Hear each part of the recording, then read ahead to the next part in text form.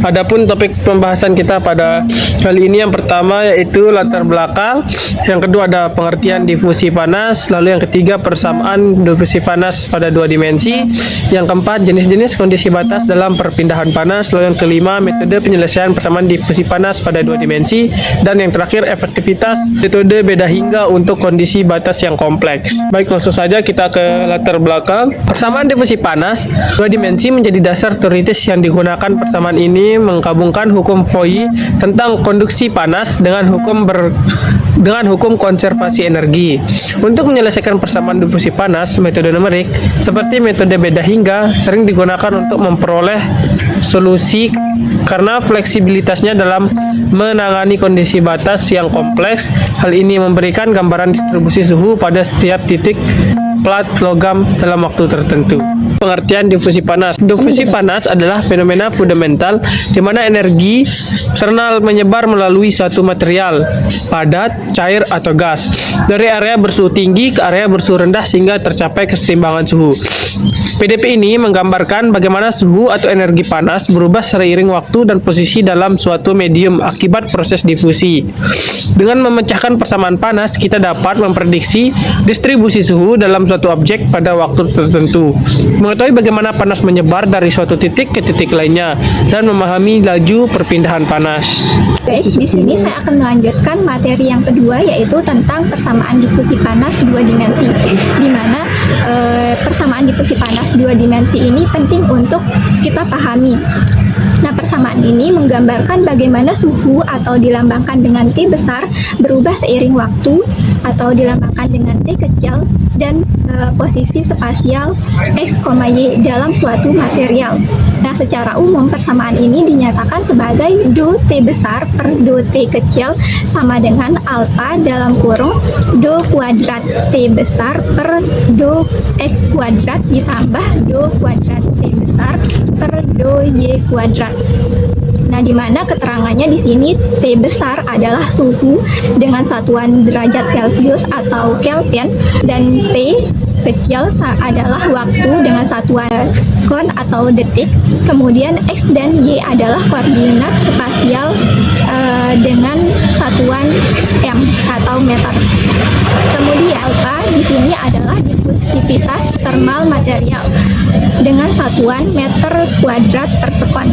Nah, selanjutnya menurut Anggraini di sini pada tahun 2025 panas merambat dari bagian dengan suhu tinggi ke bagian dengan suhu rendah. Nah, mendukung bahwa waktu sangat berpengaruh dalam proses difusi panas tersebut. Nah, jika membahas kondisi tuna atau steady state, artinya suhu tidak berubah terhadap waktu, atau do T besar per do T sama dengan 0. Persamaan di atas akan menyederhanakan menjadi persamaan Laplace atau persamaan Poisson jika ada sumber panas internal. Nah, di sini ada rumusnya do kuadrat T besar per do X kuadrat ditambah do kuadrat T besar per do Y kuadrat sama dengan 0. Di sini untuk persamaan diferensial parsial do kuadrat T besar per do X kuadrat ditambah do kuadrat T besar per do Y kuadrat ditambah Q dalam kurung delta X kuadrat per K sama dengan 0, di mana X lebih besar atau sama dengan 0 dan X kurang dari atau sama dengan L, dan Y lebih besar atau sama dengan 0 dan Y kurang dari atau sama dengan K. Nah, dengan syarat batas T dalam kurung 0, Y sama dengan 10 derajat Celcius, T L, Y sama dengan 150 derajat Celcius, T X, 0 sama dengan 50 derajat Celcius, T X, K sama dengan 10 derajat Celcius. Nah, di sini ada gambarnya, dapat kita lihat sama-sama di gambar ini. 10 derajat Celcius itu adalah syarat batas atas, kemudian 50 derajat Celcius adalah syarat batas di sebelah kiri, kemudian sebelah kanannya 100 derajat Celcius dan yang syarat batas bawahnya 150 derajat Celcius. Selanjutnya, parameter relaksasi atau dilambangkan dengan omega dapat dicari menggunakan persamaan omega sama dengan 1/1 ditambah dalam kurung delta X per delta Y kuadrat dikali cos pi per M ditambah dalam kurung delta X per delta Y kuadrat dikali cos pi per M.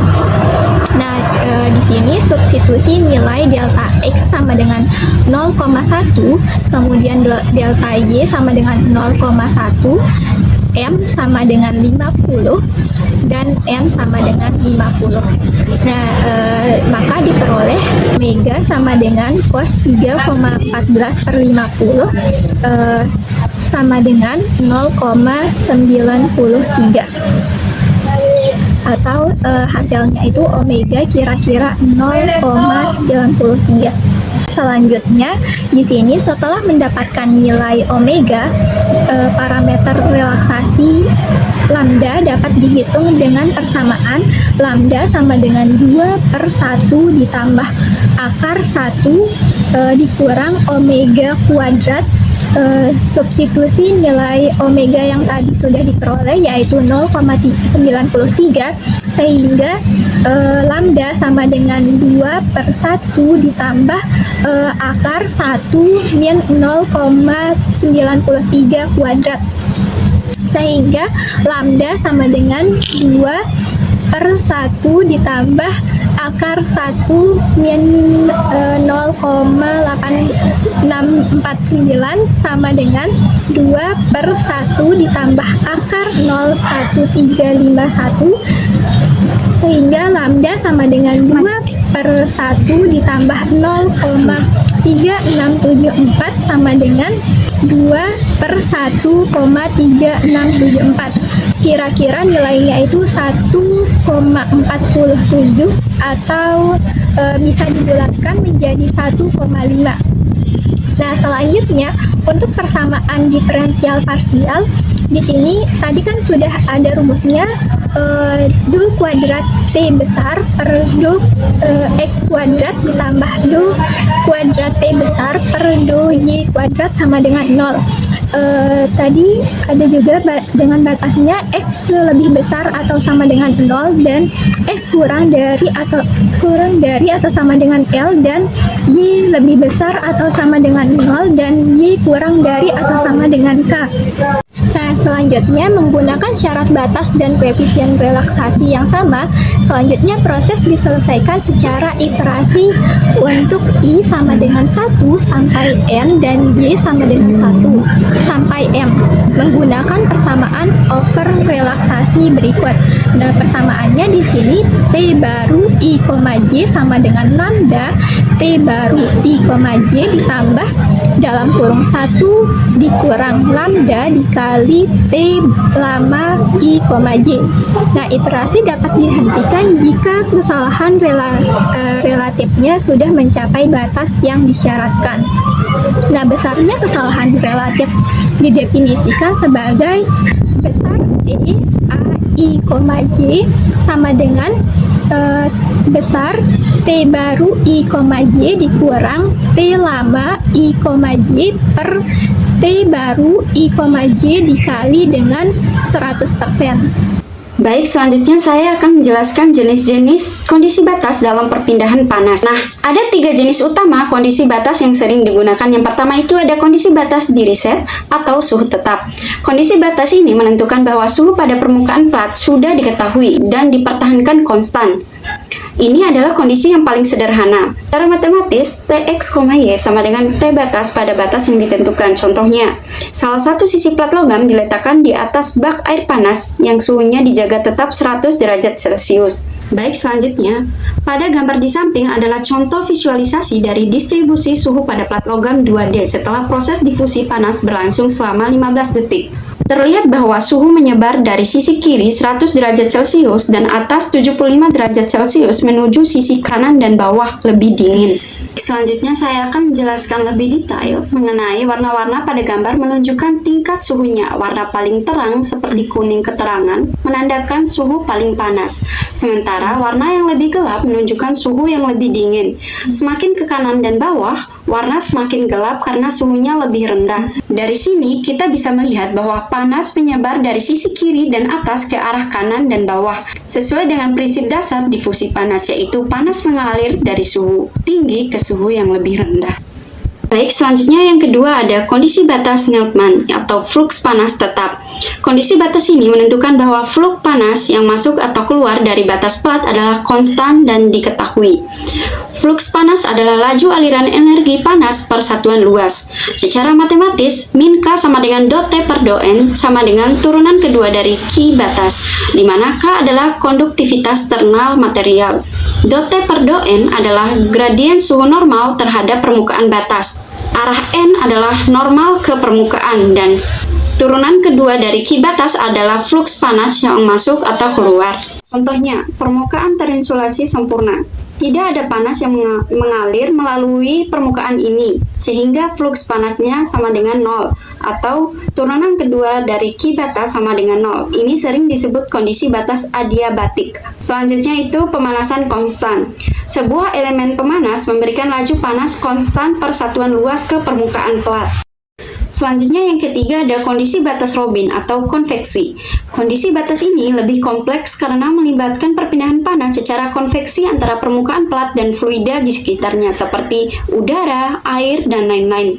Laju perpindahan panas bergantung pada perbedaan suhu antara permukaan dan fluida, serta koefisien perpindahan panas konvektif. Secara matematis, min K dikali dot T per dot N sama dengan H T permukaan dikurang T fluida, di mana H adalah koefisien perpindahan panas konvektif dan T fluida adalah suhu fluida di sekitarnya. Contohnya, plat logam terpapar udara ruangan. Panas akan berpindah ke plat melalui konveksi dengan udara. Semakin besar perbedaan suhu, semakin besar pula laju perpindahan panasnya. Selanjutnya, metode penyelesaian persamaan difusi panas 2D. Ada dua pendekatan utama untuk menyelesaikan persamaan difusi panas 2D. Yang pertama itu ada metode analitik. Metode analitik memberikan solusi yang tepat dalam bentuk fungsi matematika. Metode ini melibatkan teknik-teknik matematika seperti pemisahan variabel, deret Fourier, atau transformasi Laplace. Namun, dalam metode ini memiliki kelebihan dan kekurangannya, di mana kelebihannya yaitu memberikan solusi yang sangat akurat, bahkan untuk domain yang kontinu. Dan kekurangannya yaitu hanya untuk geometri yang sederhana, seperti persegi panjang, lingkaran, dan kondisi batas yang seragam atau yang sangat spesifik. Jika kondisi batas menjadi kompleks, metode analitik ini menjadi sangat sulit atau tidak mungkin diterapkan. Selanjutnya yang kedua yaitu metode numerik. Metode numerik adalah pendekatan yang paling umum dan praktis ketika kondisi batasnya kompleks. Metode ini mengaproksimasi solusi dengan membagi domain menjadi jumlah titik atau elemen, kemudian menyelesaikan persamaan secara iteratif atau langsung pada titik-titik tersebut. Baik, sekarang saya akan menjelaskan 2.5 yaitu efektivitas metode beda hingga untuk kondisi batas yang kompleks. Nah, pembahasan yang pertama yaitu cara kerja metode beda hingga. Nah, metode beda hingga ini sebutannya adalah FDM. FDM bekerja dengan cara mendiskretisasi domain spesial seperti plat logam menjadi sebuah grid atau jaring titik-titik diskrit, sering disebut sebagai node. Pada setiap node ini, kita ingin menghitung nilai suhunya.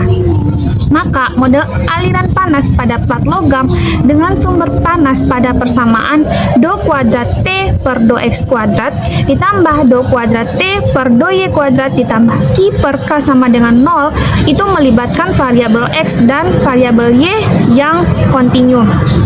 Nah, untuk menurunkan persamaan tadi, kita menggunakan deret Taylor dengan dua variabel bebas TXY, yaitu caranya dengan menambahkan variabel tambahan dengan mengikuti pola sebagaimana persamaan TXI plus 1 sama dengan TXI ditambah T aksen XI delta X per 1 faktorial ditambah T double aksen delta X kuadrat per 2 faktorial ditambah sampai seterusnya sampai ditambah T pangkat N XI delta X pangkat N per N faktorial plus Rn, dan ini didukung dengan penjelasan tentang turunan terhadap variabel lain TXI plus 1, YJ plus 1 sama dengan TXI, YJ ditambah do T per do X kali delta X per 1 faktorial ditambah do T per do Y